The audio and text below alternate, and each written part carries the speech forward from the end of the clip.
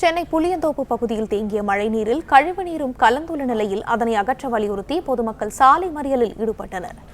இதுகுறித்தான மேலும் விவரங்களை எமது செய்தியாளர் முனாஃப் வழங்க கேட்கலாம். முனாஃப், வணக்கம். விவரங்கள் என்ன பகிரலாம்? சென்னையில நேற்று இரவு சுமார் 1 மணி நேரம் பெய்த மழையின் காரணமாக புளியந்தோப்பு, டிகாஸ்டர் ரோடு, பாடிசன்புரம் லேண்ட் உள்ளிட்ட பகுதிகளில் மழைநீர் கழிவுநீரில் கலந்து வருவதால் அந்த முழங்கால் அளவிற்கு தண்ணீர் தேங்கி உள்ளது. இந்த நிலையில அந்த கழிவுநீரில் பொதுமக்கள் தற்போது சாலை மறியலில் ஈடுபட்டு வருகின்றனர்.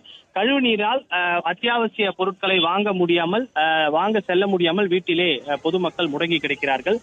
தொடர்ந்து பலமுறை சென்னை குடிநீர் வாரியத்திற்கும் மாநகராட்சிக்கும் தகவல் கொடுத்தும் எந்த ஒரு நடவடிக்கையும் எடுக்கவில்லை என்று கூறி காவல்துறையினர் மற்றும் சென்னை குடிநீர் வாரிய அதிகாரிகளிடம் பொதுமக்கள் வாக்குவாதத்தில் ஈடுபட்டு தற்போது சாலை மறியலில் ஈடுபட்டு வருகின்றனர்.